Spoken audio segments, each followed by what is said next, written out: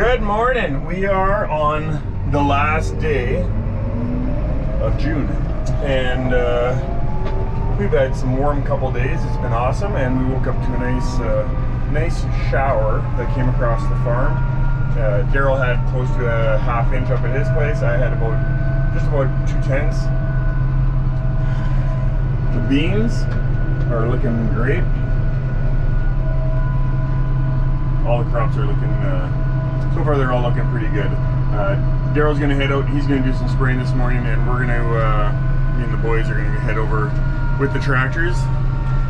Quinn's behind me in the other one, and we're gonna actually take down our panels, our pens over there. And they were piling manure, and I want to make it easy for them to do that. So we're gonna take that all down, and yeah, see what kind of day we can have.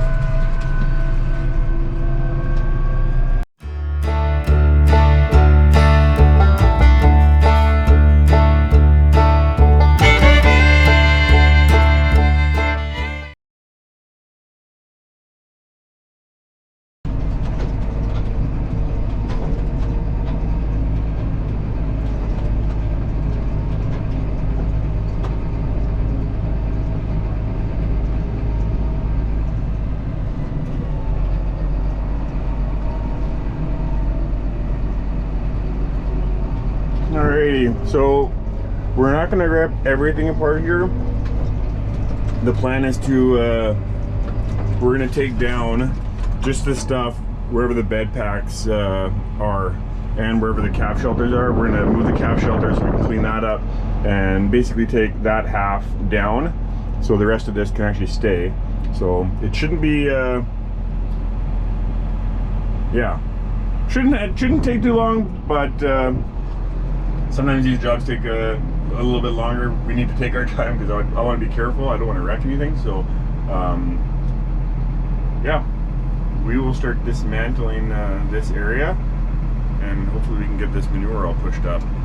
This corn in the back here is just about closed in on 30-inch rows. We're well over the knee height on this field, and yeah, this corn's looking awesome. We often use the line to knee high by the 4th of July is what we go for.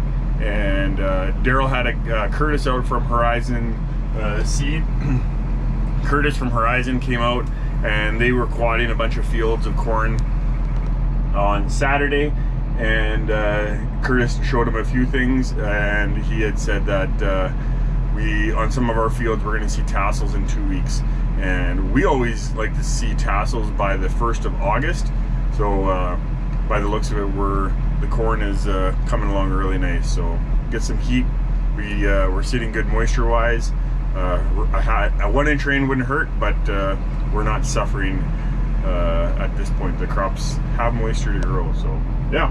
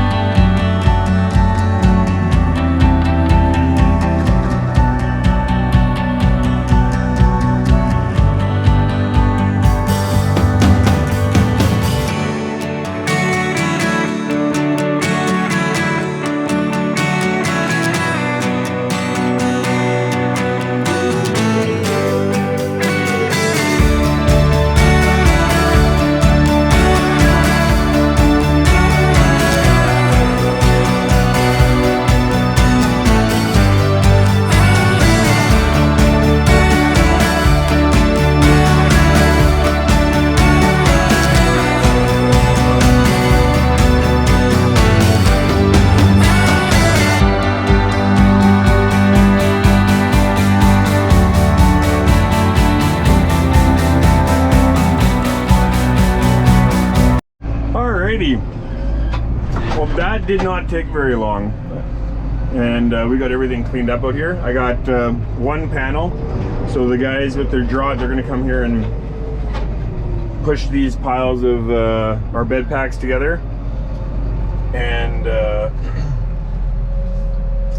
in the past we used to do that ourselves, and we just found that that's hard on the tractors, and it's just not saying that we can't do it, but we have enough other things on the go that we decided to get them to do that. And so yeah, this is all ready for prairie feedlot. Is who we get to do our clean out our bed packs and our manure and everything. So they're gonna come here, they'll pack this all, push this all up, and we'll be able to get this dried off and ready for this next winter. So I got this last panel to do, and we're done out here. The boys are gonna head back. Tomorrow's Canada Day, and we have our 4-H show. We have our 4-H show in Elm Creek. So we've got a few things to get ready for that, and then we also have we typically put a couple of our tractors in the parade, and so we got some cleaning of tractors and some stuff to do in the shop while Daryl's out spraying. So yeah.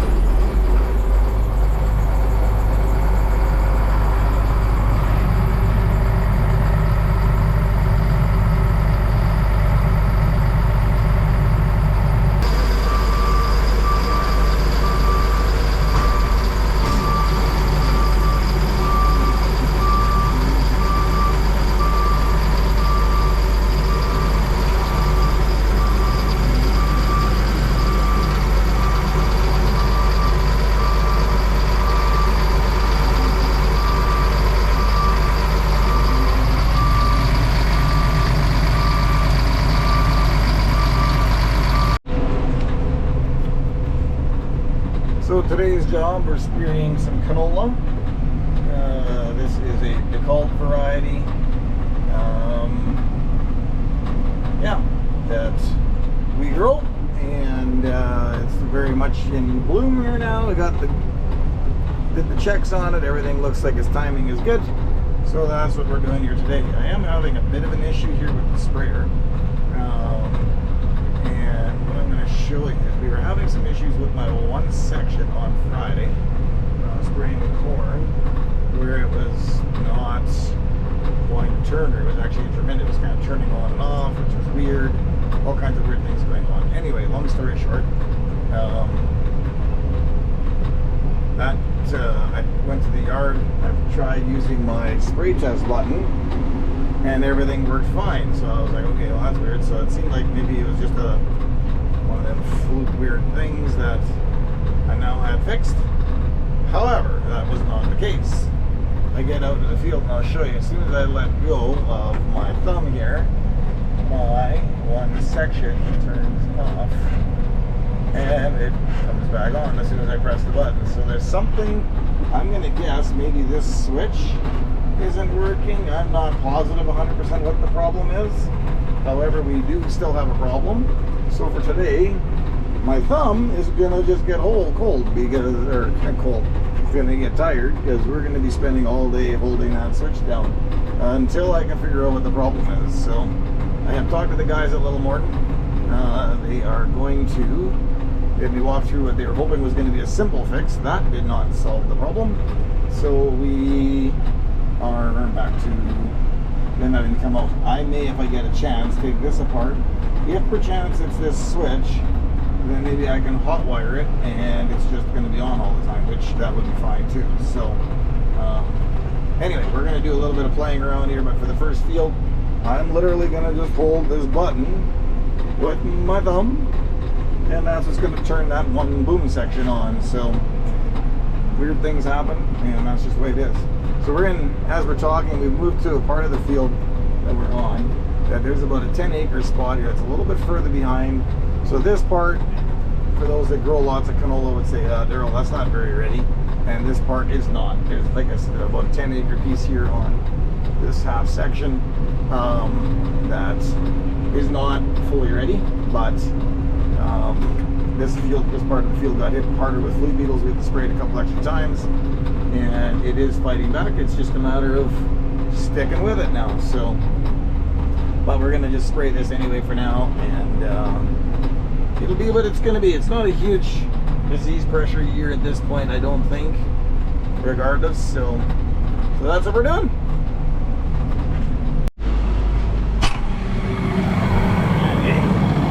I'm just going to take a bit of a chance to get this field done.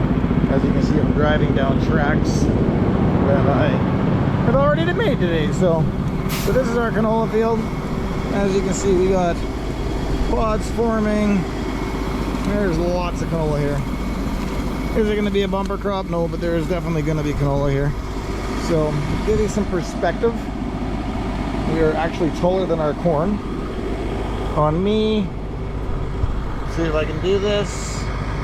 Basically, we're waist height. So that doesn't say much. I'm a short, fat guy, so that doesn't really count for much. But we're probably in that, I don't know, 30 inches tall kind of thing. So again, if you're not sure what canola looks like, this is what it looks like in the reproductive stage. We are getting some petal drop, but that's what we're trying to protect.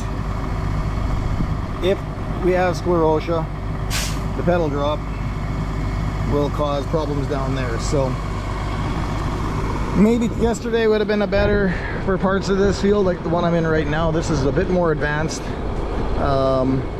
Earlier, that other 10 acres was still early, so it's hard to get it all.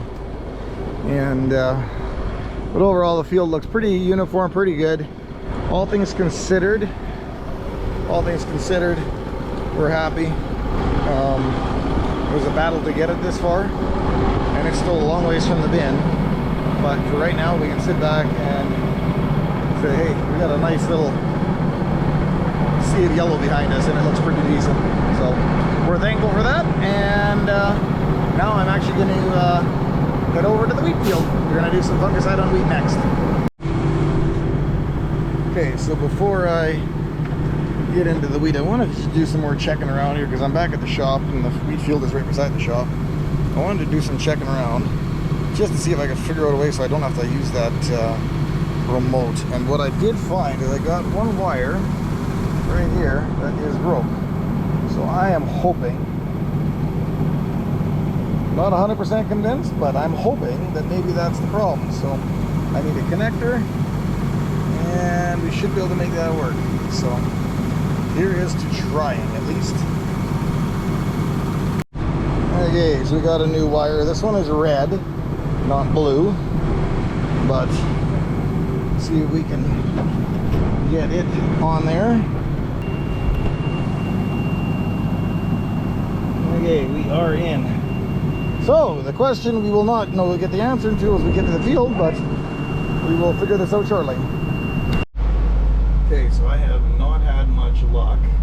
I have actually tried going into here and physically going into here, and because computers are where computers are, I can actually do it where this switch number 2 will actually control both sections 1 and 2. So I did that, and then if I did that, it was actually painting as though I was doing everything right, but it was not spraying. So I've talked to Malcolm over at LMS, and he's telling me now then that what's happening, because my spray testing is working, that's telling us that from the back end to the, like, along the whole boom, that wiring is all good.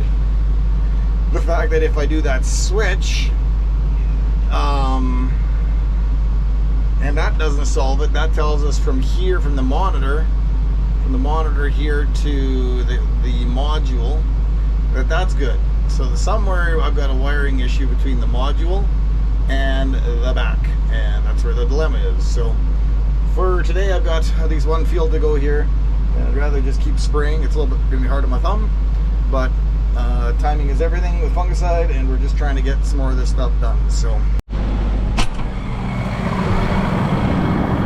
okay, so want to say anything because I didn't want to jinx it, but I'm going to try now to explain.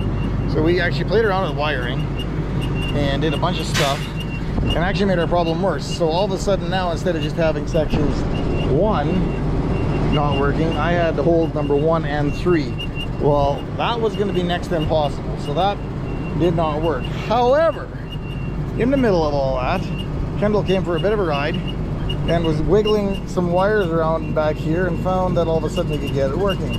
So then what we did, or then what I did I should say, is after we thought we had it going the first time, I opened this up. Well, I'll have to put the camera down for a sec.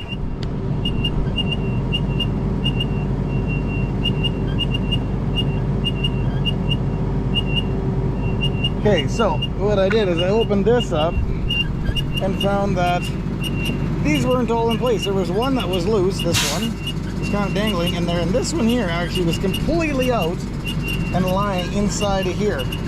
I put that in place and we have got things working absolutely hunky-dory again. So I am really pumped. Put it together so that it won't give us problems again. But that was our problem. And so I don't have to hold no more buttons anymore. And we are good to go. So really excited about that. More excited that I didn't have to get a service call. And even more than that, glad I'm not having to make Malcolm come out here in Canada today. So it sucked for all of us. So anyway, long story short, problem solved. We are going full bore here now. I've got one more tank on this field. And then Kendall will check one field for me. I think there might be one more field to do tonight. Doesn't really give you a whole lot of a view from here, but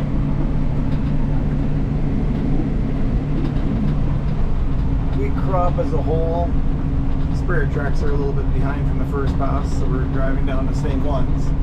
But other than that, the field is very, very nice and uniform, and it is actually taller than I was expecting it to be. It's going to be, I don't know, I'll take a picture here yet, or when I get done, and I'll maybe go for a walkabout in the field. But the field has been very, very good. Very much looking forward to seeing what this field's going to yield, because there is a lot of heads out here.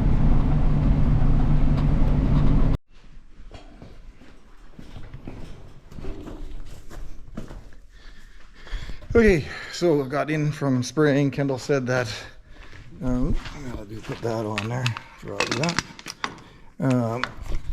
Kendall's figuring we've got a bit of window here yet before those other 2 fields are ready. The next 2 fields are ready. So parked the sprayer in the shed, and it looks like the boys have been busy cleaning tractors, which is awesome, because I think these 2 are gonna go on a parade tomorrow, is my plan. And so now that I have this evening not to spray, I think I gotta come and wash windows and get everything hooked up and ready to go for tonight, tomorrow. So that is that. Exciting. Glad we've got a team to get everything ready to go. And now we just got to figure out a way to final touches and make it happen. So spraying for the day is done.